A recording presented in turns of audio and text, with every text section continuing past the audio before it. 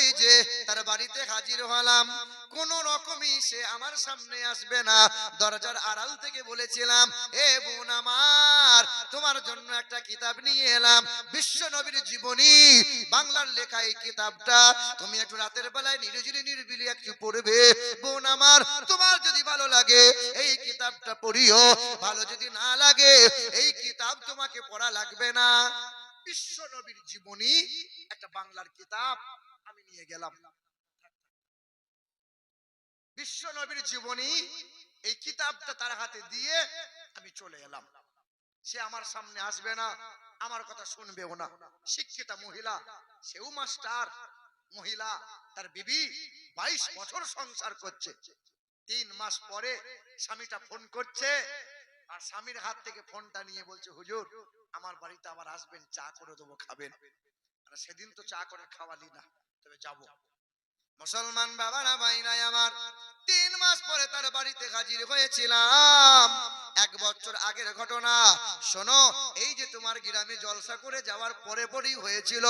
3 মাস পরে তার বাড়িতে হাজির হয়ে গেলাম। মহিলাটা প্রশ্ন করেছিল, ইসলাম সম্পর্কে জানতে চাইলো, অহরহ প্রশ্ন করলো। প্রশ্ন করার পরে মহিলাটা নিজে মুখে বলতে লাগলো, হুজুর কালেমা পড়বো, কিন্তু শর্ত হলো আমাকে সকাল সন্ধ্যা তুলসী গাছের ধূপ দিয়া লাগবে, সকাল সন্ধ্যা পূজা অর্চনা করে দিতে লাগবে। মানে এই শর্তটা আমার, যে সকাল সন্ধ্যা যেন পূজা করতে পাই। কলেমা আমি পড়বো, যা বলবেন তাই করব, কিন্তু পূজা করব আমি। লাভ কি হবে? তুই কলেমাও পড়বি, পূজাও করবি, এটা হয়? আচ্ছা বলেন, আপনার এলাকার কোন হিন্দু ভাই যদি বলে, তুই আমার পাশের বাড়ি ভাই, ব্যবসা করছি একসাথে, আমাদের দুর্গাপুজোর প্রসাদ একটু খা। আচ্ছা বলেন, হিন্দুদের দুর্গাপূজার প্রসাদটা খাওয়া যাবে? কথা বলে না। খাওয়া যাবে? কেন যাবে না? কেন কেন যাবে না বাপ? বলো না, কেন যাবে না? তুমি তো না করে দিলে। এই যে আপনি মুরগির দোকানে গিয়ে বলছেন আজকে আমিরুল ইসলাম আসবে, এই যে জাবেদুর রহমান, মনে করো কেউ একজন, কি এই আমাদের দিনদার যে কেউ পোল্ট্রির দোকানে বলছে এই মুরগিটা আমি কিন্তু হালাল করব, হুজুরকে আমি খাওয়াবো, দিয়ে আপনি দোকানে গিয়ে বিসমিল্লাহি আল্লাহু আকবার বলে চালিয়েছেন, মাথা আলাদা হয়ে গেল। কেউ আপনার দেখতে পাই টাকা দিয়ে কিনেছেন, মাল ফেলে দেবেন, মুরগিটা ভরে নিয়ে বাড়ি আসতেন, সালমান মা বললো, সর্বনাশ কি কাজ করেছো তুমি? বলে চালা, কেউ দেখতে পায়নি। রান্না করলেন, খেলেন। আচ্ছা বলেন, এই মাথা কাটা মুরগিটা নিয়ে এসে খালেন, এই যে রান্না করে খাওয়া হলো, এটা কি ঠিক হলো? খাওয়া যাবে কি যাবে না? খাওয়া যাবে? কথা বলে না। হালাল হলো? যে হলো না। হয়েছে? এ বাবা হয়েছে? শোনো, দুর্গা পূজা বলো, কালী পূজার বলো, যে প্রসাদ, ওই প্রসাদে কি হয়েছে? ওমা উহিল্লা বিহি লিগাইরিল্লাহ। এই যে ইয়া দেবী সর্বভূতে শান্তি রূপে ওং নমস্তুতেশ্বৈ নমো নমোহা হদারমিন্দ্র মহাশরীন্দ্রাম। এই যে দেব দেবীর নাম নিয়ে যে মন্ত্র পাঠ করেছে, এক আল্লাহ ব্যতীত অন্যের নামে যাহা উৎসর্গ হয় তাহাই হলো হারাম। কিন্তু আপনি তো বিসমিল্লাহি আল্লাহু আকবার বলে জবাই করছেন, এটা হারাম কেন হবে খেপা? এটা খাওয়া জায়েজ হবে, বলে সুবহানাল্লাহ। কথা বুঝছেন বাবাজিরা, ভাইরা আমার, ও মুসলমান সোনার টুকরো বন্ধুরা আমার, ওই মহিলাটা বলছে, হুজুর আমি কালেমা পড়তে রাজি আছি, কিন্তু সকাল সন্ধ্যা পূজা করতে দিতে হবে।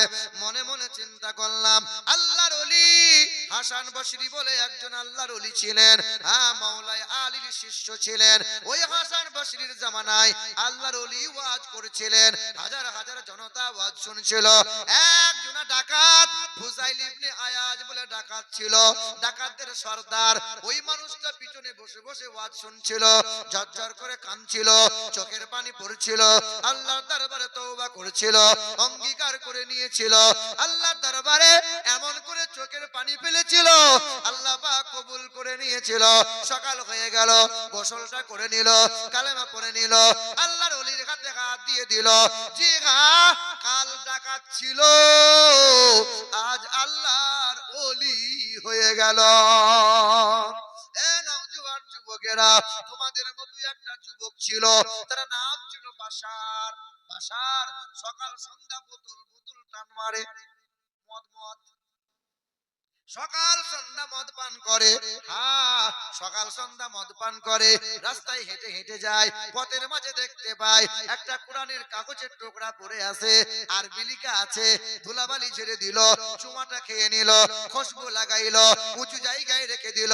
আল্লাহর বড় পছন্দ হয়ে গেল, মাতাল কোরআনকে সম্মান করেছে, কোরআনের আয়াতকে চুমা দিয়েছে, আল্লাহর বড় পছন্দ হয়ে গেল।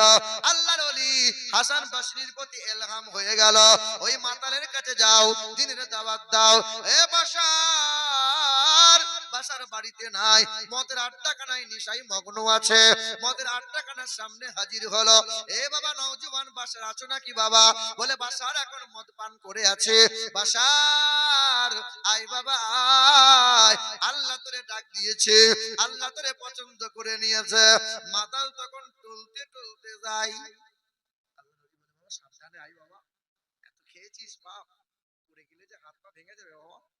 তখন মাতাল বলে, হুজুর আমি যদি পড়ে যাই, হাত পা যদি ভেঙে যাই, 2-4 মাস পরে ব্যান্ডেজ করে নেব, আমার দেহ পা হাত সুস্থ হয়ে যাবে। তবে আপনারা হুজুর মানুষ, আপনারা হুজুর মানুষ, আপনাদের পা একটু সাবধানে রাখবেন, কোনদিন যদি পা স্লিপ হয়ে যায়, সমাজের মাথা তুলে দাঁড়াতে পারবেন না। এই যে হাফেজ সাহেব যারা, মৌলভী সাহেব যারা, একটু সাবধানে।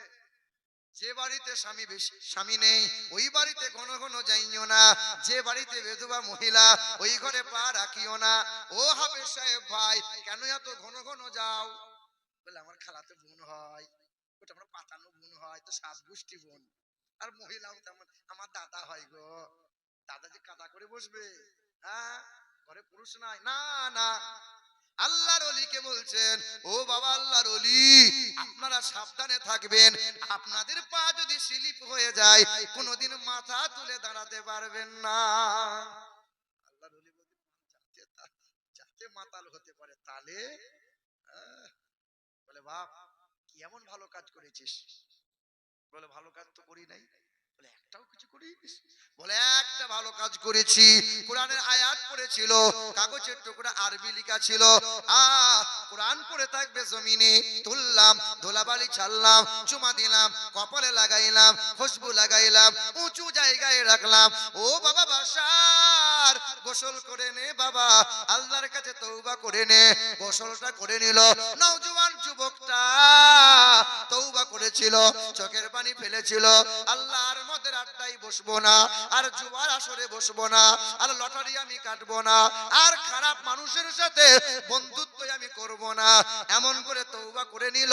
কাল মাতাল ছিল, আজ জামানার বিখ্যাত আল্লাহর ওলি বাশার হাফি হয়ে গেল।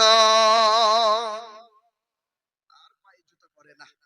বলে বাশার তুমি আর জুতো পরছো না কেন? বলে যেদিন থেকে তওবা করেছি, সেদিন থেকে আমার বিবেক নাড়া দেয়, জমিন তো খোদার সিজদার জায়গা, জুতা কেমনে পড়ি? আল্লাহর বান্দারা সিজদা করবে জমিনে।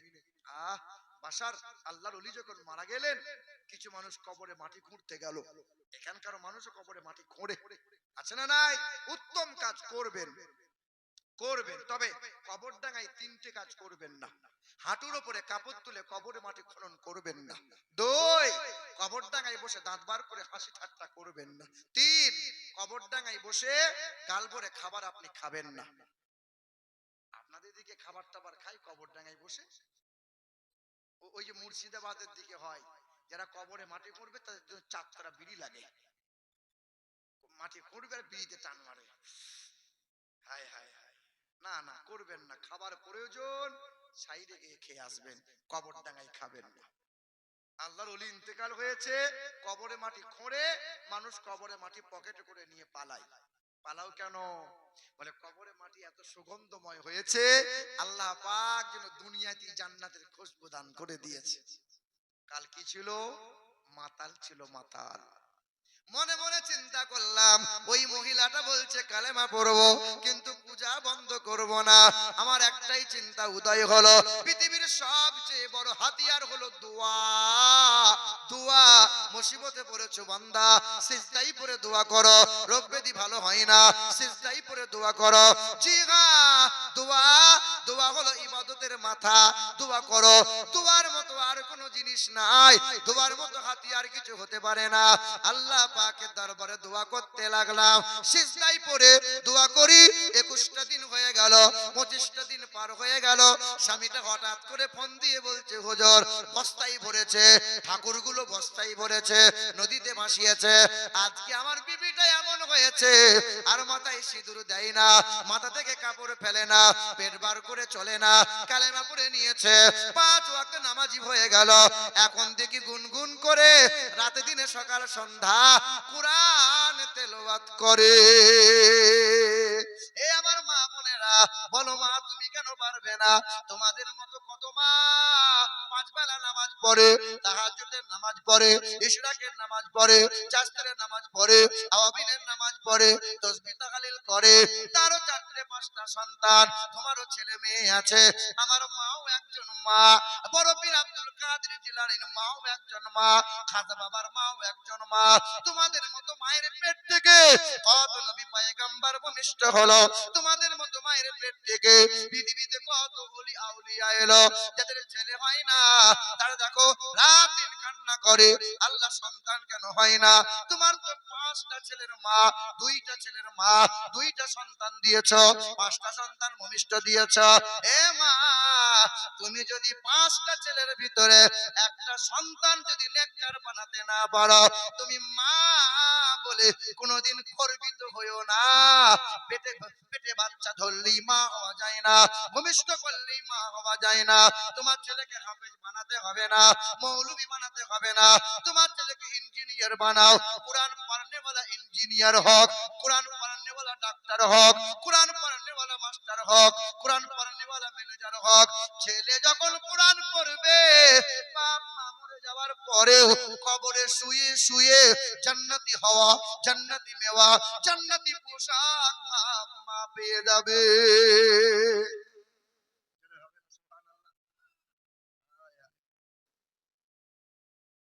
কলকাতার জমিনে এক হিন্দু বাড়িতে 2 ছেলে, কোটি টাকার সম্পত্তির মালিক, কল্যাণীতে তার অসংখ্য জায়গা, এক এক কাঠা ৭০ লাখ কাঠা, ৮০ লাখ কাঠা আমি নিজের চোখে দেখেছি। ওই বাপ যখন মারা যায় 3 দিন ধরে লাশ পড়ে আছে, 2 ছেলে জমি জায়গা শুধু ভাগ বন্টন করছে। হ্যাঁ, আজকে মরেলে কালকে 2 দিন, পরের দিন কেউ কাঁদবে না। আজকে মরেলে কালকে 2 দিন, পরের দিন কেউ কাঁদবে না। যাদের জন্য করলা কামাই তারা কেউ চিনবে না। আজকে মরেলে কালকে 2 দিন, পরের দিন কেউ কাঁদবে না। যাদের জন্য করলা কামাই মরলে তারা চিনবে না।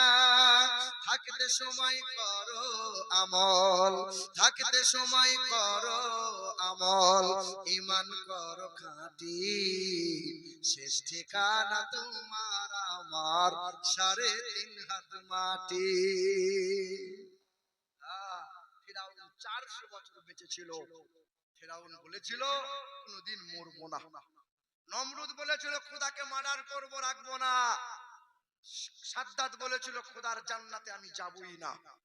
করুন বলেছিল আমার অনেক সম্পত্তি, আমার মরণ হবে না। মাইকেল জ্যাকসন বলেছিল 150 আগে আমি মরবো না। ইংল্যান্ডের রানী এলিজাবেথ বলেছিল সেঞ্চুরি না করে মরণ আমার হবে না। কেউ নাই, সবকে আল্লাহ পথে। কি ভাবছেন আপনি মরণ হবে না?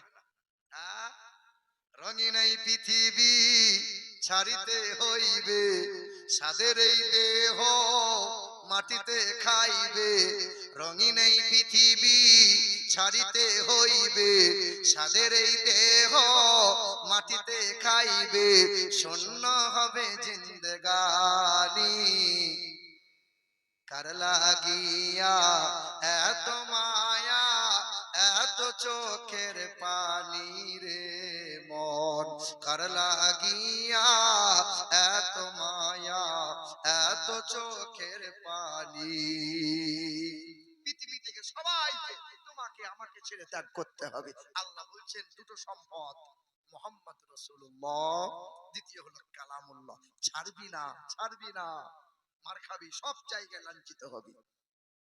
এ মুসলমান বাবারা ভাইরা আমার, ও সোনামণি মা বোনেরা, ও সোনার টুকরো বন্ধুরা, আমার শুধু মানুষেরা, কথায় কথা মনে পেরে যায়। ও মনোযোগ সহকারে শোনেন, মাটি যদি ভালো হয় গাছ ভালো হবে, গাছ যদি ভালো হয় ফল ফলনটা ভালো হবে, কারখানা যদি ভালো হয় প্রোডাক্টটা ভালো হবে, মা বাপ যদি নেককার নেককারিনী হয়, ছেলে মেয়েগুলো নেককার নেককারিনী হবে। দিনরাত মা সিরিয়াল দেখে, বাপ তো দিনরাত তাসের আড্ডাখানায় পড়ে থাকে, দিনরাত তাসের আড্ডাখানায়। ছেলেটা তখন বলছে, আব্বা একটা বিড়ি দাও, তুমিও খাও আমিও খাই বাপ। হ্যাঁ হ্যাঁ, যেরকম বাপ সেই রকম ছেলে হবে। কি বলছেন বলে? এ মুসলমান মা বোনেরা, ও সোনামণি মায়েরা ভাইরা, মা যদি কোরআন পড়নিওয়ালা হয়, বাচ্চা সেই রকম সুশিক্ষা পাবে, বাচ্চা নেককার হবে। ইংল্যান্ডের একটা স্কুলে একটা খ্রিস্টান মিশনারিতে সমস্ত খ্রিস্টানদের ছেলেরা লেখাপড়া করে, হাতে গোনা কয়েকজন মুসলমানের ছেলে লেখাপড়া করে। হ্যাঁ, স্কুলের মাস্টার জিজ্ঞাসা করছিল, খোকা বড় হয়ে কি হবে? স্যার মাস্টার হব। তুমি বড় হয়ে কি হবে? ডাক্তার হব। তুমি বড় হয়ে কি হবে? এসডিও হব। তুমি বড় হয়ে কি হবে? এমএলএ এমপি হব। কিন্তু মুসলমানের ছেলে 11 বছর বয়স, ওই নাবালক ছেলেটাকে জিজ্ঞাসা করলো, খোকা বড় হয়ে কি হবে? বলে, স্যার বড় হয়ে ডাক্তার হব না, মাস্টার হব না, বড় হয়ে আমি একজন সাহাবী হতে চাই। কি হতে চাই? সাহাবী হতে চাই। খ্রিস্টান জিজ্ঞাসা করছে, সাহাবী আবার কোন ডিগ্রি? বলে, আমার আব্বু জানে। বলে, চলো। ছেলেকে সঙ্গে নিয়ে তার বাড়িতে গেছে। বাপকে জিজ্ঞাসা করছে, আপনার ছেলের বড় মেধা, কিন্তু আজব একটা উত্তর পেলাম, আপনার 11 বছরের ছেলে বলছে বড় হয়ে সাহাবী হব। তো বাপ ঝরঝর করে কাঁদছে আর বলছে, আমার আর কিছু চাই না, আমার ছেলে মাস্টার ডাক্তার হোক, প্রফেসর হোক, না না আমি চাই না, আমার ছেলে সাহাবী হবে। তবে সাহাবীর দরজা তো বন্ধ হয়ে গেছে। সাহাবী হলো তারা নবীকে দেখেছে ইমানি হালতে, যারা সাহাবী হলো তারা জান্নাতি সুসংবাদ পেয়েছে, যারা সাহাবী হলো তারা আকাশের উজ্জ্বল নক্ষত্র নেই, যারা ওয়াসাবিকুনাল আউয়ালুন মিনাল মুহাজিরিন ওয়াল আনসার রাদিয়াল্লাহু আনহুম রাদু আন ওয়া আদ্দালাহুম জান্নাতিন তাজরি তাহতাহাল আনহার। সাহাবা হলো তারা। আমার ছেলে তো সাহাবা হতে পারবে না, কিন্তু মনটা তো সাহাবা হওয়ার আগ্রহ, মনটা কত নিষ্পাপ।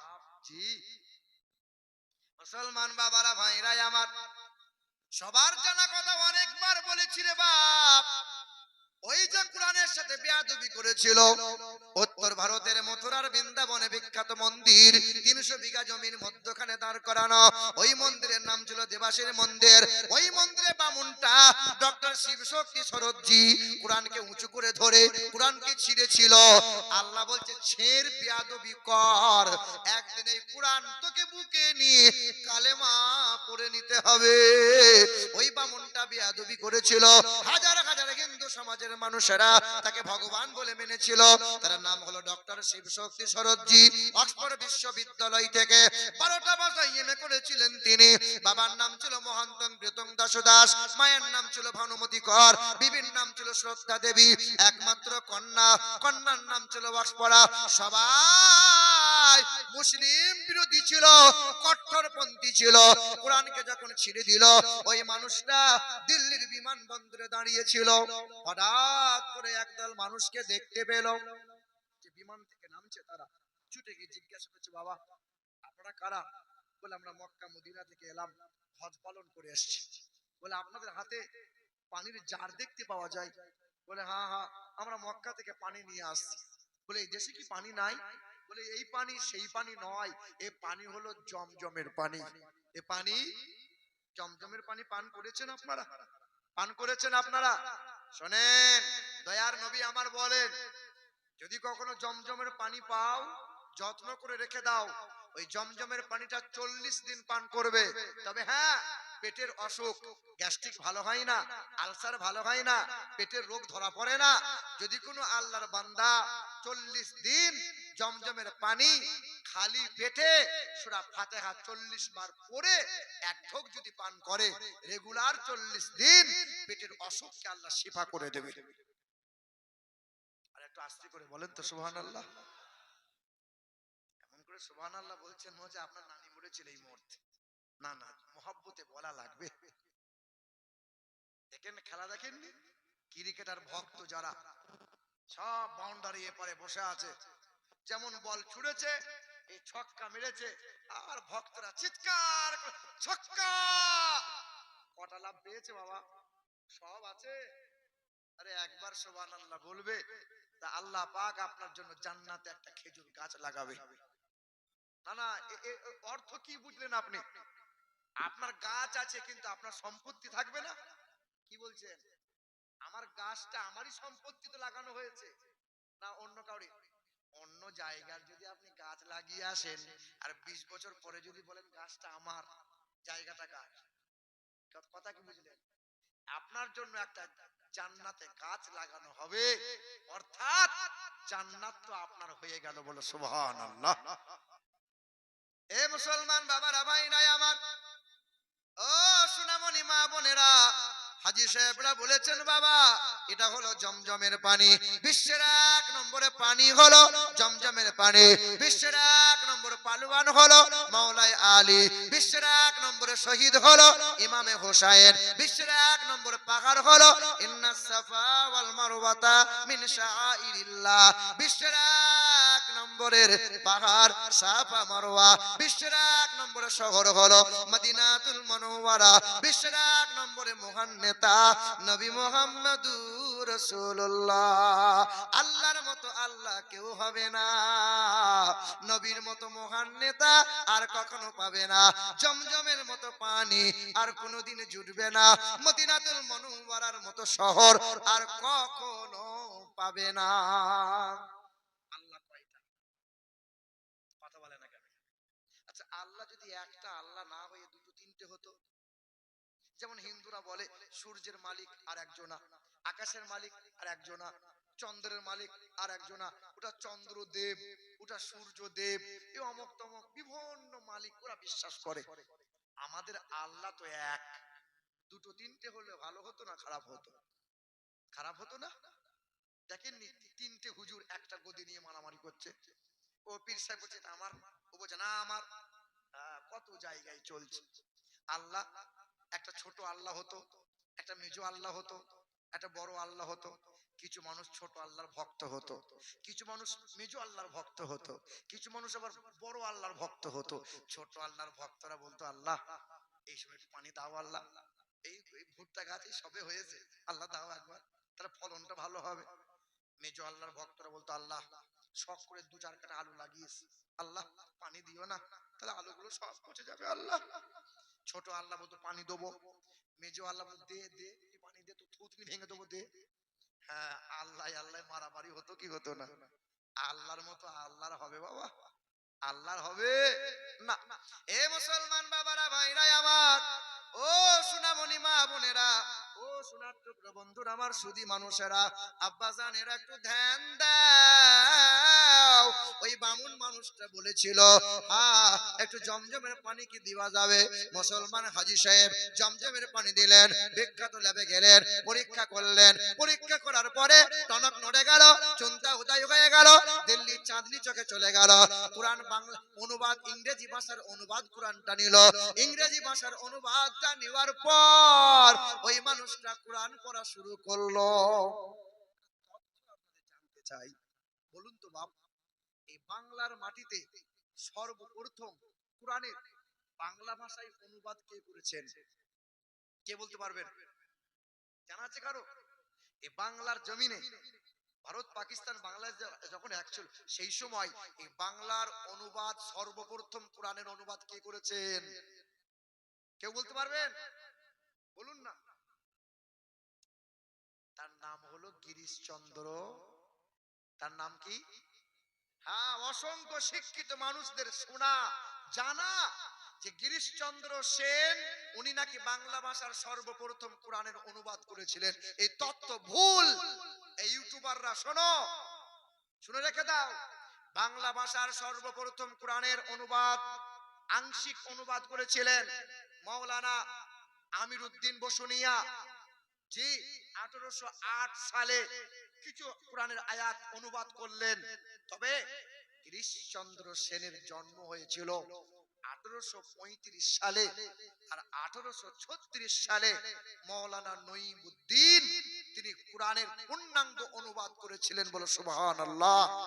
জি, এই তথ্য অনেকেরই জানা যে গিরিশচন্দ্র সেন নাকি কোরআনের অনুবাদ করেছিল। না না, গিরিশচন্দ্র সেন 1886 সালে কোরআনের প্রকাশক ছিলেন, প্রকাশ করেছিলেন। তিনি অনুবাদক নয়, প্রকাশক ছিলেন। জি, মুসলমান বাবারা, ভাইরা আমার, ও সোনামণি মা বোনেরা, ধ্যান দাও। ওই বামুন মানুষটা কোরআন পড়তে লাগলো। 1 মাস কোরআন পড়ে, 2 মাস কোরআন পড়ে, 1 বছর কোরআন পড়ে। ওই মানুষটা একদিন কোরআন ছিঁড়েছিল, কোরআনের সঙ্গে বিয়াদবি করেছিল। আল্লাহ পাকের দয়া হয়ে গেল, মন্দিরে কোরআন নিয়ে দাঁড়িয়েছিল। জি হ্যাঁ, ওই মানুষটা হাজার জনতার সামনে উচ্চ স্বরে বলেছিল, অষ্টগুণ পুরসং দীপজন্তি কৌলংচ দমস্ততংচ বহুভাষিতাচ প্রজ্ঞাচ প্রক্রমচ জাদানং যতা শক্তি কৃতজ্ঞতা চ আলা ইলহা করতি পাপম ইল্লু ইলহা পরম পদম জন্ম বৈকুণ্ঠ পরবাপ ইনতীত জপি নামে মুহাম্মাদাং ইথং কৌলগত প্রায় জনি সুপর ধর্মনি ধর্মত্বনাই সাতেন ভাগবান বতরিষ্যতি। মানব জাতির কল্যাণ কর্তা হয়ে আসবেন তিনি, অষ্টগুণে গুণান্বিত হবেন। যিনি জীবনে কোনোদিন মিথ্যা বলবেন না, আমানতের খেয়ানত করবেন না, লজ্জাশীল ব্যক্তি হবেন, জি মিষ্টভাষী হবেন, অল্পভাষী হবেন, মানব জাতির মুক্তির দূত হবেন, কালো মানুষদের মুক্তির সূর্য হবেন, নারীর স্বাধীনতার অগ্রদূত হবেন। তিনি বিশ্বের মহান নেতা। কোরআন বুকে নিয়ে উচ্চ স্বরে পড়েছিল কালেমা লা ইলাহা ইল্লাল্লাহু মুহাম্মাদুর রাসূলুল্লাহ। হিন্দু সমাজের মানুষেরা যাকে একদিন ভগবান বলে সম্মান করেছিল, আজকে তারা লাঠি, জুতো, ঢিল, পাথর যার হাতে যেমন ছিল মেরেছিল। কেন? কলেমা পড়েছে বলে। মন্দির থেকে বার করে দিল, রক্তমাখা চেহারা নিয়ে দরজার সামনে দাঁড়িয়ে আছে। ছুটে এসে বাবা বলছে, খোকা ডক্টরেট করালাম, 12টা ভাষায় এমএ করালাম, রক্তমাখা চেহারা নিয়ে কোরআন বুকে নিয়ে দাঁড়ালে কেন? বলে বাবা কালেমা পড়লে রক্ত একটু ঝরতে হয়। বলে কেন? বলে বাবা সামান্য রক্ত ঝরেছে। নবীর সাহাবা ছিল, তারা জীবন দিয়ে নবীর মুহাব্বতকে জিন্দা করে গেছে। বলুন তো বাপ, ইসলামে সর্বপ্রথমে নবীজির মুহাব্বতে নিজের জীবন দিয়েছিলেন, ওই ব্যক্তিটার নাম কি? কারো জানা আছে? ইসলামে নবীজির মুহাব্বতে সর্বপ্রথমে নিজের জীবন দিয়েছিলেন যিনি, ওই ব্যক্তিটার নাম জানা আছে কারো? কারো জানা আছে? কি নাম? হযরতে সুমাইয়া রাদিয়াল্লাহু তাআলা আনহা। কি নাম? হযরতে সুমাইয়া রাদিয়াল্লাহু তাআলা আনহা। এই দেখেন মহিলা ছিলেন তিনি। মা সুমাইয়া কালেমা পড়েছিলেন, তাই তো বেঈমানরা সুমাইয়াকে গাছে বেঁধেছিল, সামনে তার পুত্র আম্মারকে বেঁধেছিল, আর নিজের ছেলেকে বলেছিল, দেখ তোর মায়ের উলঙ্গ চেহারা দেখ, দেখবি না কলেমা ছাড়বি বল।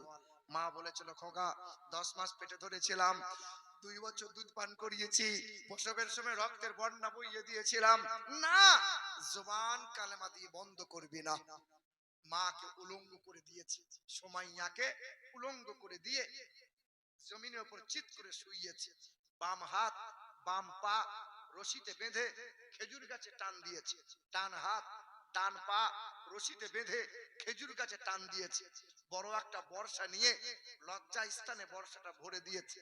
বর্ষাটা ভরে দিয়ে বর্ষাটা পাক দিয়েছিল, আর মা সুমাইয়ার পেটের ভিতরে বর্ষা ঢুকে গিয়ে মাংস, রক্ত, আপনার নাড়ি ভুঁড়ি সব যেন বর্ষার মাথায় লেগে বর্ষা দিয়ে বেরিয়ে গিয়েছিল। সেদিন মা সুমাইয়া মুচকি হেসে বলেছিল, বেঈমানের দল, দেহ আছে তাই রক্ত মাংস যা ইচ্ছা তাই কর, কিন্তু জবান দিয়ে কালেমা বন্ধ করতে পারবি না। থুতু ফেলেছিল। সেদিন বেঈমানের দলটা কি করেছিল জানো? এই বাম হাতের রশিটা ঘোড়ার পিঠে বেঁধেছিল, ডান হাতের রশিটা ঘোড়ার পিঠে বেঁধেছিল, আর একই সঙ্গে দুই ঘোড়ার পিঠে চাবুক যেমন মেরেছিল, দুই দিকে ঘোড়া দ্রুত গতিতে বেরিয়ে চলে গেল। মা সুমাইয়ার দেহটা দ্বিখণ্ড হয়েছিল। দুপুরের সময় মা সুমাইয়া শহীদ হয়ে গেল। হ্যাঁ, সূর্য যখন অস্ত যায় তখন মা সুমাইয়ার মাংস থেকে উচ্চস্বরে আওয়াজ ভেসে এসেছিল, আর হাজার মানুষ শুনতে পেয়েছিল। তার ভেতর থেকে আওয়াজ আসছিল, কালমায়ে লা ইলাহা ইল্লাল্লাহ, লা ইলাহা ইল্লাল্লাহ, লা ইলাহা ইল্লাল্লাহ মুহাম্মাদুর রাসূলুল্লাহ। ডক্টর শিব সরোজজি বলেছিলেন, বাবা সামান্য রক্ত ঝরেছে না, আমাদের আর সম্পদ দরকার নাই, কোরআন একমাত্র সম্পদ, আর দ্বিতীয় সম্পদ হলো মুহাম্মদুর রাসূলুল্লাহ। একবার জোরে বলি সুবহানাল্লাহ। দুরূদ শরীফ আল্লাহুম্মা সাল্লি আলা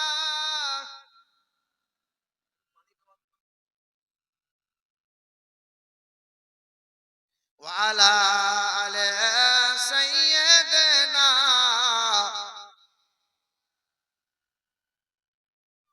জিকির করে লা ইলাহা ইল্লাল্লাহ, লা ইলাহা ইল্লাল্লাহ, লা ইলাহা ইল্লাল্লাহু মুহাম্মাদুর রাসূলুল্লাহ সাল্লাল্লাহু তাআলা আলাইহি ওয়াসাল্লাম। দুরূদ শরীফ আল্লাহুম্মা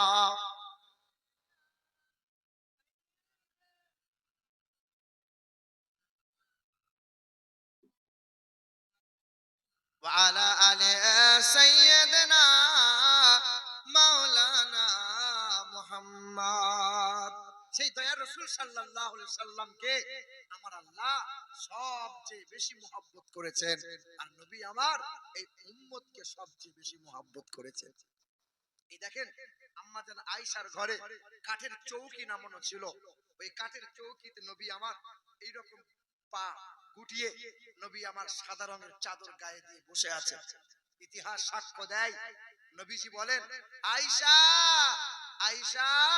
আম্মা জান আয়েশা ছুটে এসে নবীজির সামনে বলছেন, লাব্বাইক ইয়া রাসূলুল্লাহ, আপনি আমাকে ডাকছিলেন? বলে, আয়েশা আমার কাছে এসো। আম্মা আয়েশা কাছে এসেছেন। নবী হাতটা বাড়িয়ে দিয়ে বলছেন, আয়েশা আমার শরীরে একটু হাত দাও।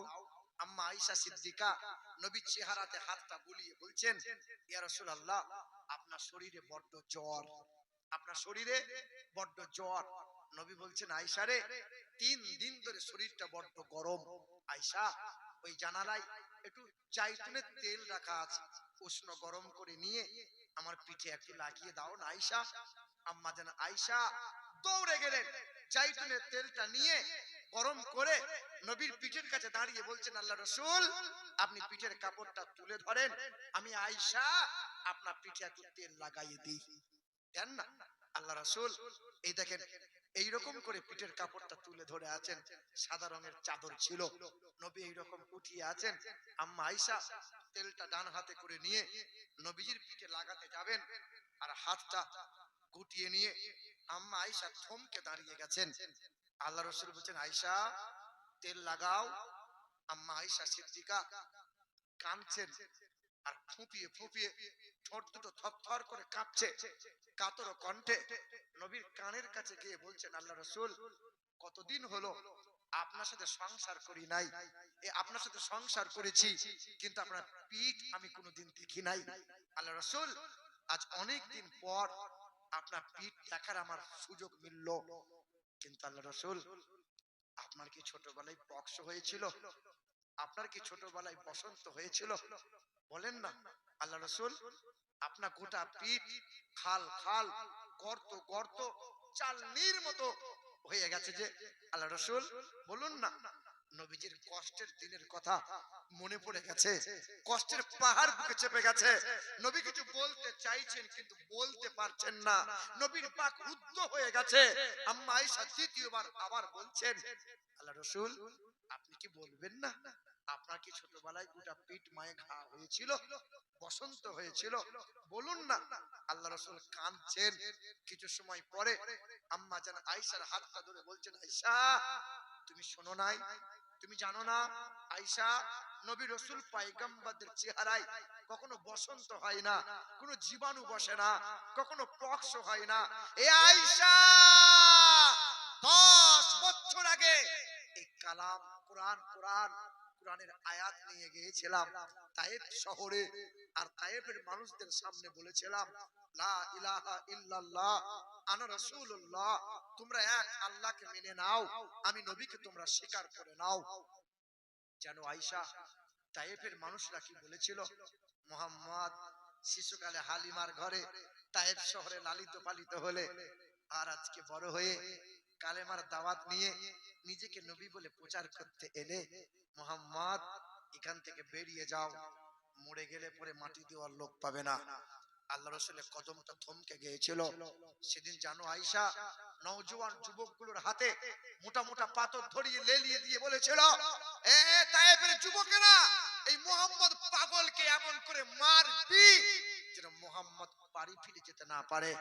সেদিন জানো আয়েশা, সাদা রঙের জুব্বা ছিল, বেঈমানরা এমন করে পাথর ছুঁড়েছিল, সাদা রঙের জুব্বাটা ছিঁড়ে চামড়া ফেটে মাংসের মধ্যে পাথরগুলো খেতে গিয়েছিল।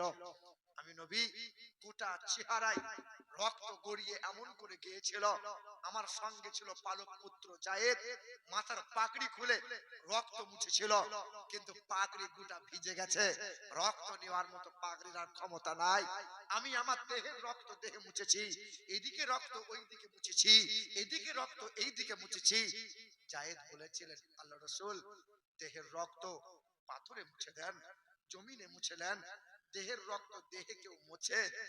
বলেছিলাম জায়েদ, আমার দেহের রক্ত যদি জমিনে লেগে যায়, পাথরে ঠেকে যায়, খোদার গজব নেমে যাবে, আমার উম্মতির কি হবে? এ আয়েশা, আজকে তুমি আমার দেহের দাগ দেখতে পাও, কাল হাসরের কঠিন ময়দানে এই দাগগুলো আমার এমন করেই থাকবে। আল্লাহ যখন এই গুনাহগার উম্মতির বিচার করবে, আর আমার আল্লাহ কিছু কিছু উম্মতকে জাহান্নামের অর্ডার দিয়ে দেবে, আমি মালিকের সামনে ছুটে গিয়ে আমার পিঠটা দেখাবো। আল্লাহ সেদিন দয়ালু মায়া দেখিয়ে মালিক বলবেন, হাবিব কোনদিন এই চেহারায় মশা বসতে দেই নাই, কোনদিন এই চেহারায় মাছি বসতে দেই নাই, কোনদিন এই চেহারায় কোনো জীবাণু বসতে দেই নাই। আপনার পিশাব পায়খানাকে আমি আল্লাহ পবিত্র করেছিলাম, আপনার ঘামকে সুগন্ধময় করেছিলাম, আপনার দেহ থেকে সুখুশবু বার করিয়ে দিয়েছিলাম।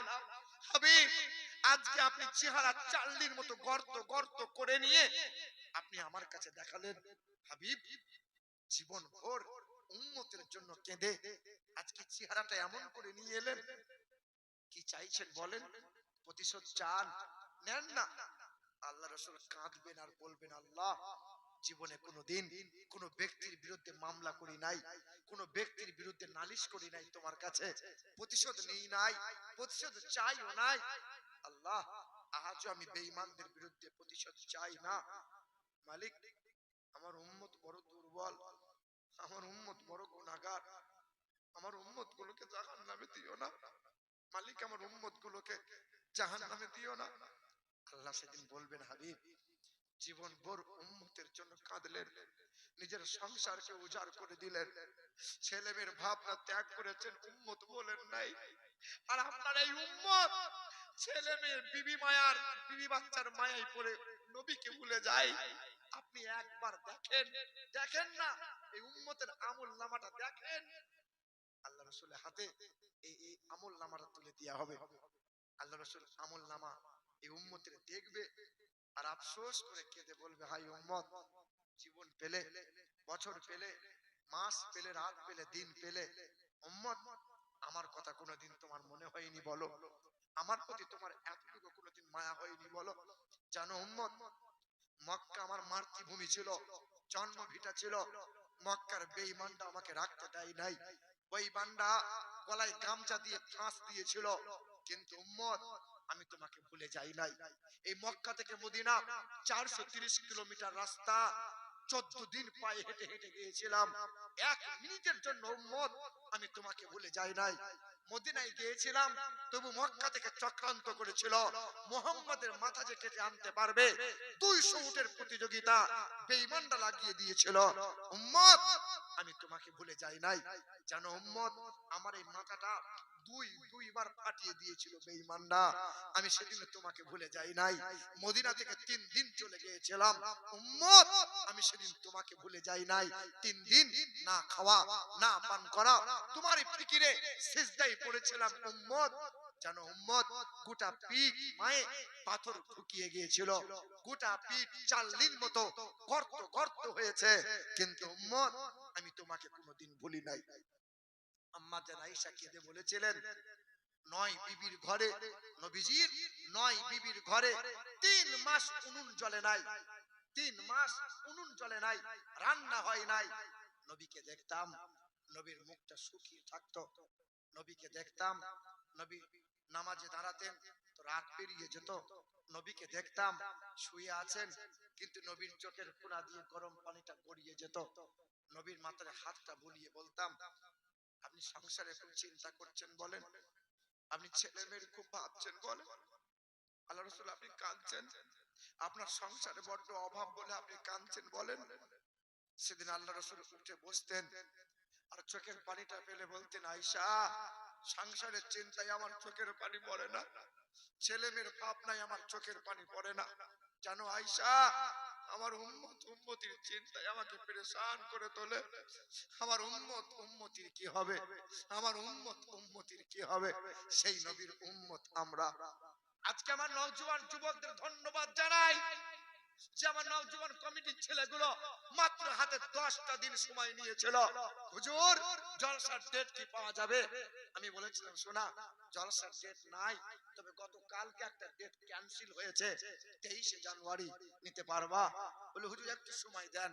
সবে সময় নিয়েছে, আর এত 1 সপ্তাহের ভিতরে এত সুন্দর একটা মাজমার আয়োজন করে দিয়েছে, হাজার হাজার মানুষের আগমন হয়ে গেছে।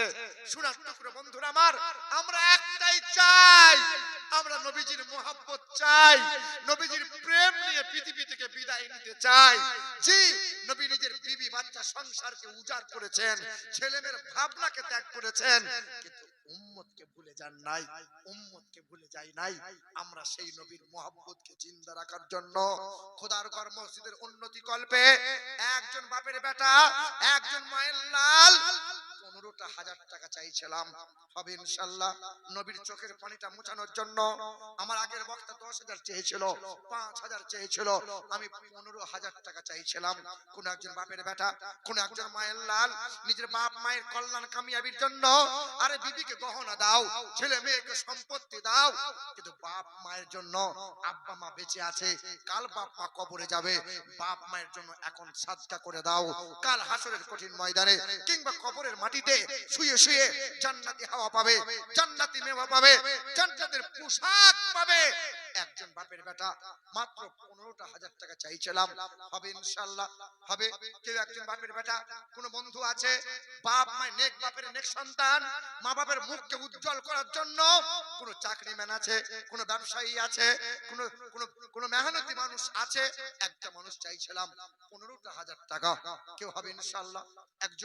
একজন বাপের বেটা নবীর চোখের পানিটা মুছিয়ে দিয়ে বলবে, হুজুর আল্লাহ রাসূল জীবনে কোনোদিন ভালো কাজ সেই রকম করতে পারি নাই, কিন্তু তোমার চোখের পানি মুছানোর জন্য খোদার ঘর মসজিদে আমি 15,000 টাকা দিলাম। একটা কাবা, এক আল্লাহ, এক কালেমার অনুসারী, এক ধর্মের মানুষ আমরা, এক নবীর উম্মত আমরা। একজন বাপের বেটাকে চাইছিলাম, একটা মানুষকে চাইছিলাম, হবে ইনশাআল্লাহ, হবে। একজন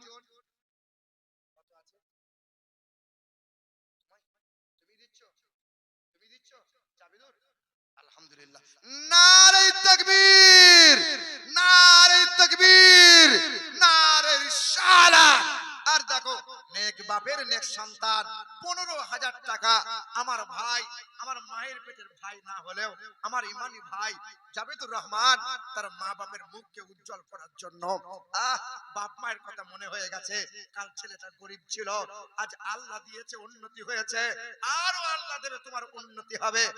সোনার টুকরো বন্ধুরা, মনে করো সেই দিনের কথা, যেদিন মা প্রসবের বেদনার সময় রক্তের বন্যা বইয়ে দিয়েছিল, মাথার চুল থেকে পায়ের নখ পর্যন্ত রক্তের জমাট বেঁধে গিয়েছিল, সেদিন দাই মা ছুটে এসে বলেছিল, তোমাদের তো সুখবর গো, তোমার ঘরে একটা সন্তান এসেছে, তোমাদের ঘরে একটা সুখবর দিচ্ছি। সেদিন দাদি, নানি সবাই ছুটে এসে বলেছিল, আমার একটা ভাই এসেছে।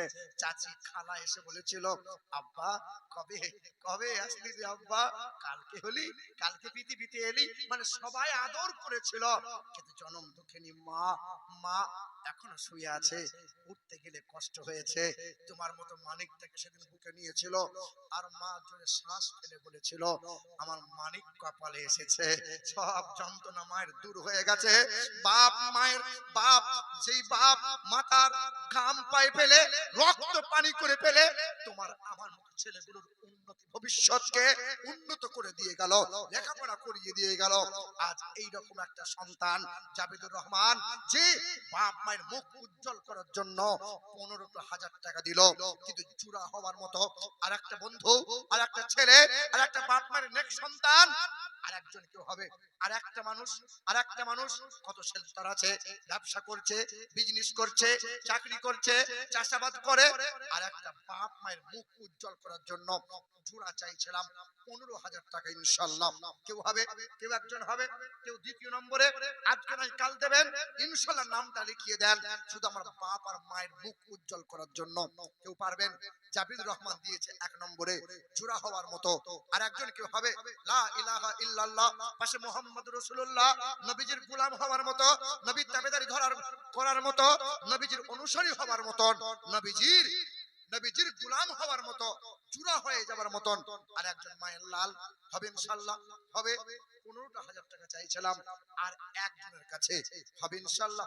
একজন, কেউ পারবে? দেন না কেউ? আর একটা মানুষ নেই? কেউ নেই জাবেদুরের মতন? আর একজন কোনো বন্ধু নাই? না, আরে টাকা থাকলেই হয় না, মন বড় হতে হয়, মন উদার হতে হয়, খোদার প্রতি একটু নরম হতে হয়। দান সাদকা এই যে মসজিদের জন্য দেবেন, আল্লাহর বান্দারা সিজদা করবে। আরে যতদিন পর্যন্ত মসজিদ দাঁড়িয়ে থাকবে, ততদিন পর্যন্ত তোমার দাদু দাদি, তোমার বাপ মা, 4 পুরুষ কবরে শুয়ে শুয়ে জান্নাতি হাওয়া পাবে, জান্নাতি হাওয়া পাবে, বলে সুবহানাল্লাহ। কিছু কিছু জায়গায় শোনা যায়, মানুষ বলে যে বছরে বছরে জালসা করে কি লাভ। বছরে বছরে এই যুবক ছেলেগুলো বলছে, হুজুর আমাদের বাপ দাদুর সিলসিলা 25 বছর জালসা হয়, তাই এবারও আমরা দিলাম, হাতের সময় অল্প হলেও আমরা দেবো ইনশাআল্লাহ। তাই দিয়েছে। জালসা করে লাভ কি বাপ? বাপ, বছরে একবার ইসালে সওয়াব যদি হয়, জালসার মাহফিল যদি হয়, এই গ্রামবাসীরা 1 বছরের জন্য যত মানুষ এই গ্রামে কবরে শায়িত হয়ে আছে, আল্লাহর আযাব থেকে রেহাই পেয়ে যায়। সারাদিন মোবাইলটা খোঁচা মারছে, সন্ধ্যা হয়ে মোবাইলটা চার্জ নাই, কি করবে? রাত দিন দুনিয়া দুনিয়া টাকা টাকা রুজি রোজগার করতে গিয়ে মানুষের কলবগুলো মুর্দা হয়ে যায়। বছরে একবার ইমানি চার্জ দিতে হয়, চার্জ। জি, আর একটা বন্ধু হবে না, 15,000 টাকা না পারলেও 10,000 টাকা দেওয়ার মতন দেন না। আমি সফরে আছি, মুসাফির অবস্থায় আছি, আমার বুকে 30 পারা কোরআন আছে, খাস করে একটু দোয়া করে যাব। জি, আব্বা মা হায়াতে আছে, আব্বা মায়ের সুস্থতার জন্য দেবে, আব্বা মায়ের কল্যাণ ও কামিয়াবির জন্য দেবে। 10,000 টাকা দেনেওয়ালা কোনো বন্ধু নাই? কোনো ভাই নাই? কেউ পারবো না? জি, হবে ইনশাআল্লাহ। দেখেন না, নবী যখন মক্কা থেকে চলে যাচ্ছিলেন, মক্কার বেঈমানরা নবীকে রাখবে না, নবী আমার রাতের অন্ধকারে বেরিয়ে গেছেন, নবী পা পা করে চলে যাচ্ছেন, নবী এমন একটা কদম জায়গায়,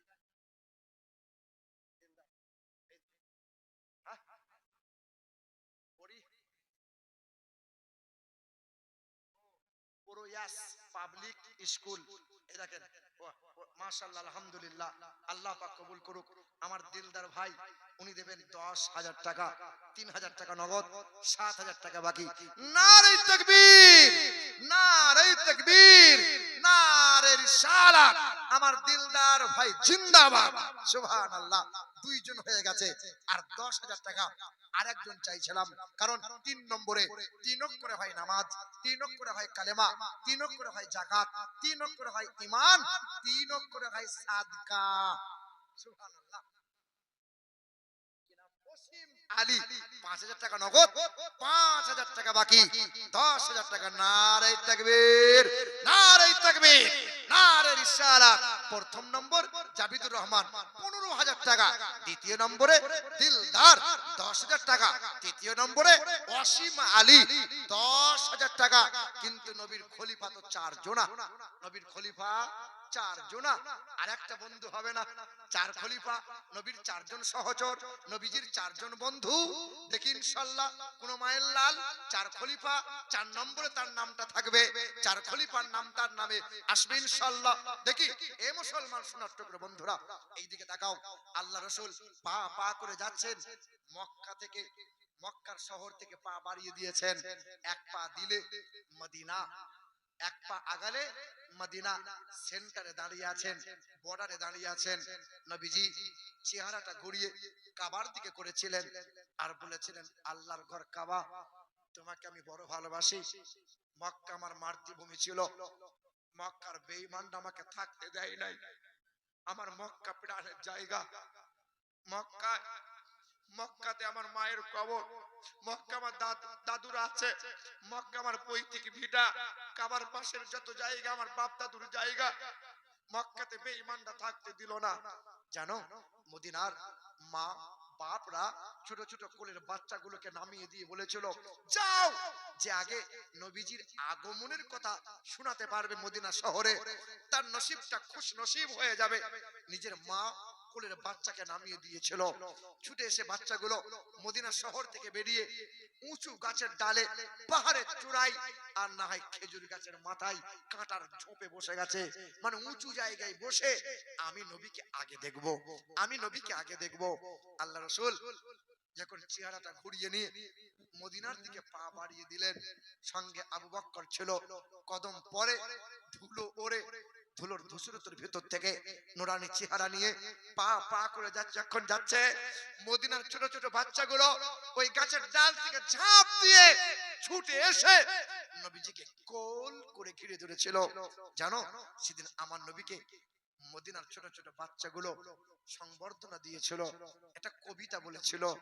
আমার নবী সেদিন খুশিতে হেসেছিল। মদিনার ছোট ছোট বাচ্চাগুলো ছুটে এসে আমার নবীকে বলেছিলেন, তলা আল বদর আলাইনা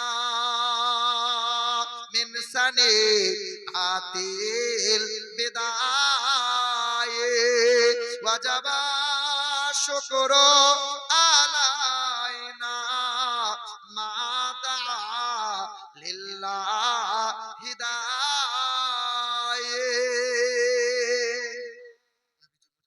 বলেছিলেন, এসো আমার কাছে। নবীজি হাঁটু দুটো জমিনে গিরালেন, বাচ্চাদের সমপরিমাণ হলেন, সাইজে সমান হয়ে গেল। নবীজির কাছে ছুটে এলো। আল্লাহ রাসূল বুকের মধ্যে টেনে নিয়ে বললেন, তোমরা আমাকে খুব ভালোবাসো বলো? বলে, হ্যাঁ ইয়া রাসূলুল্লাহ, আপনাকে বড্ড ভালোবাসি। আপনি এসেছেন, মদিনা শহর আজকে আলোকিত হয়েছে। সেদিন আল্লাহ রাসূল চোখের পানিটা ফেলে বলেছিলেন, মক্কা আমার মাতৃভূমি, মক্কার মানুষের আমাকে তাড়িয়ে দিয়েছে, তোমাদের মদিনা শহরে আমি থাকবো, কোনদিন আমাকে মদিনা থেকে চলে যেতে বলবে না তো? সেদিন মদিনার বাচ্চাগুলো কেঁদে বলেছিল, আল্লাহ রাসূল, বাপ মা যদি চলে যায় এতিম হয়ে যাব, মেনে নেব, সহ্য করে নেব, কিন্তু আপনি কোনোদিন এইরকম কথা আর বলবেন না। আপনাকে হারিয়ে দিয়ে এতিম হয়ে আমরা বাঁচতে চাই না। শুধু নবী বলেছিলেন, তোমরা আমাকে কোনোদিন মদিনা থেকে চলে যেতে বলবে না তো?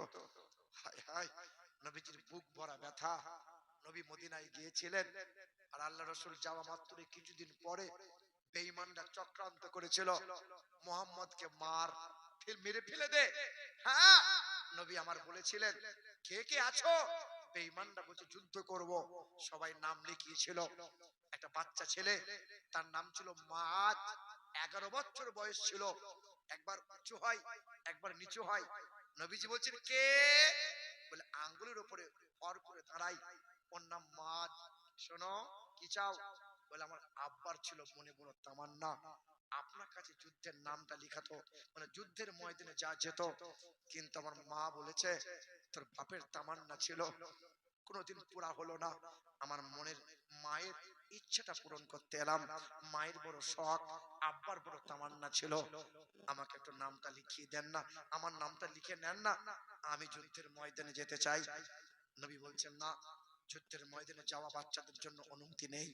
না ইয়া রাসূলুল্লাহ, আপনি দেন না। আল্লাহ রাসূল শুধু বাচ্চাটাকে গ্রহণ করেছেন প্রেম ভালোবাসা দেখে, কিন্তু আবার দেখে আরেকটা বাচ্চা ছেলে একবার উঁচু হয়, নিচু কে? বলে আমার নাম মুআদ। ওটা যে আমার বড় ভাই, 11 বছর বয়স, আমার এখন 9 বছর বয়স। কি চাও? বলে আমিও যুদ্ধের ময়দানে যাব। বলে না না না না। বলে ইয়া রাসূলুল্লাহ, আমাকে দুর্বল মনে করেন না, আমি বড় ভাইকে লটকে ফেলে দিতে পারবো। বলে কই দেখাও দেখি। দুই ভাই মিলে কুস্তি করে। ছোট ভাই বড় ভাইয়ের কানে কানে বলে, ভাই আমার বয়স কম, আমি তোমার চাইতে ছোট, তুমি একবার আমাকে ফেলে দেবে, তুমি একবার জিতে যেও, কিন্তু আমি তোমাকে একবার ঠেলা দেবো, তুমি একবার পড়ে যেও না, আমিও জিতে যাব। ভাই আহ, রসুল আমার দেখছেন, নবী মুচকি হেসেছিলেন। রসুল বলেছেন যাও, দুই ভাই মিলে চলে যাও। যুদ্ধের ময়দানে উত্তপ্ত হয়ে আছে মাটি, তলোয়ার চলছে, চতুর্দিকে ধুলো উড়ছে। সেদিন দুই সন্তান ছুটে গিয়ে আব্দুর রহমান বিন আউফকে বলছেন, চাচা একবার দেখিয়ে দেন তো আমার নবীকে সবচেয়ে বেশি যে বেঈমানটা কষ্ট দিয়েছে। বলে সে তো আবু জেহেল। বলে একবার দেখিয়ে দেন না, যুদ্ধটা তার সাথে আমার করব। জি, দুটো বাচ্চা ছেলে খেজুর গাছের ডাল নিয়ে এসছে, ডাল ডাল খেজুর গাছের ডাল নিয়ে এসছে, তলোয়ার নাই, খেজুর গাছের ডাল। বেঈমান আবু জেহেল ঘোড়ার পিঠে চড়ে তলোয়ার চালাচ্ছিল, আর সেই দিন দুটো খেজুর গাছের ডাল নিয়ে দুই ভাই মিলে লড়াই করছিল। বেঈমান আবু জেহেল ঘোড়ার পিঠ থেকে তলোয়ার ছুড়ে দিয়েছে, মাঝ বড় ভাইয়ের ডান হাতে কোপ পড়ে গেছে, চামড়ার সাথে লেগে ঝুলছিল। ভাই, ছোট ভাই, আমার হাতটা একটু পিছিয়ে কেটে দাও না। খেজুর গাছের ডালটা নিয়েছিল, তখন আর ডাল ছিল না, আল্লাহর ফেরেশতারা খেজুরের ডালটা তলোয়ার বানিয়ে দিয়েছিল। তলোয়ার নিয়ে এইরকম কেটে দিল, হাত কেটে ফেলে দিয়ে দুই ভাই মিলে বলল, ঘোড়ার পিছনের দিকে পায়ের শিরা দুটো কেটে দিই, বেঈমান লটকে পড়ে যাবে। জি, এমন করে চাতক পাখির মতো ঝাঁপিয়ে পড়েছিল। জি, ঘোড়ার পিছনে শিরা দুটো কেটে দিল, ঘোড়া সামনে গিয়ে লটকে পড়ল। বেঈমান যখন উল্টে পড়ে গেল, দুই ভাই মিলে দুই খেজুর গাছের ডাল নিয়ে তলোয়ার হয়েছে, এই দুই তলোয়ার বেঈমান আবু জেহেলের বুকে গেঁথে দিয়েছিল। গোটা চেহারা রক্তে লাল হয়ে গেল। দুই ছোট্ট ছেলে ছুটে এসে নবীর কদমের কাছে লটকে পড়ে গেল। আল্লাহ রাসূল বলেছিলেন, তোমার চেহারা এমন কেন হলো? বলে আল্লাহ রাসূল, যুদ্ধের ময়দান থেকে এলাম। কি করে এলে যুদ্ধের ময়দানে? বলে আপনার সবচেয়ে বড় দুশমন, ওই দুশমনটাকে মাটিতে ফেলে দিয়েছি, বুকে দুইটা তলোয়ার কেটে দিয়েছি, এখনো মাথাটা কাটতে পারে নাই। নবী উঠে দাঁড়িয়ে দুই মাসুম বাচ্চাকে রক্ত মাখা চেহারা নিয়ে বুকে টেনে নিয়ে বললেন, তোমরা যে আজকে আমাকে ভালোবাসা দেখিয়েছো, হাসরের কঠিন ময়দানে এই মোহাব্বতের জন্য আমার সঙ্গী হয়ে জান্নাতে যাবে। আমি নবী যেখানে থাকবো, আমার পাশাপাশি তোমরা থাকবে। বলো সুবহানাল্লাহ। না মুসলমান, আজকে যুদ্ধ করা লাগবে না, আজকে কোরআনকে বাঁচাতে হবে, আজকে নামাজিকে বাঁচাতে হবে, মসজিদকে গড়ে তুলতে হবে, মাদ্রাসাকে গড়ে তুলতে হবে। 4 নম্বরে আর একটা মায়ের লাল, 1 নম্বরে জাবিদুর রহমান 15,000 দিয়েছে, 2 নম্বরে দেলদার দিয়েছে 10,000, 3 নম্বরে অসীম আলী দিয়েছে 10,000, 4 নম্বরে আর একটা বন্ধুর কাছে চাইছিলাম 10,000 টাকা। কেউ আছেন? কেউ আছেন? একটা মানুষ বলেন না 10,000 টাকা 4 নম্বরে, 4 খলিফার নামে। একটা কোনো মা, একটা কোনো বোন, কোনো ভাই, কোনো বন্ধু নাই, কোনো নেক বাপের নেক সন্তান নাই, মাত্র 10,000 টাকা দেবেন 4 নম্বরে। আর একজন হবে না। আর একটা মানুষের কাছে চাইছিলাম, আল্লাহ পাকের আসমানি কিতাব, প্রধান কিতাব হলো 4টা, তাওরাত, জবুর, ইনজিল, কোরআন। জি, এই 4 কিতাব। তাই আরেকটা বন্ধুর কাছে চাইছিলাম, কোন বাপ কি পারবে না তার ছেলের জন্য? শোনো, যাদের নাবালক ছেলে অথবা মেয়ে মারা গেছে, যাদের নাবালক ছেলে অথবা মেয়ে মারা গেছে, হাসরের কঠিন ময়দানে এখন তো তারা গেলেমান হয়ে আছে, তখন ইব্রাহিম নবী এখন তাদেরকে নিয়ে খেলা করছে জান্নাতের বাগানে। হাসরের যখন বিচার দিন হবে, ওই মাসুম বাচ্চাটা ইব্রাহিম নবী শিখিয়ে বলবেন, বাবু তুমি আল্লাহকে বলবে আমি জান্নাতে যাব না। কেন? যদি আল্লাহ জিজ্ঞেস করে কেন, বলবে আমার মাকে দাও।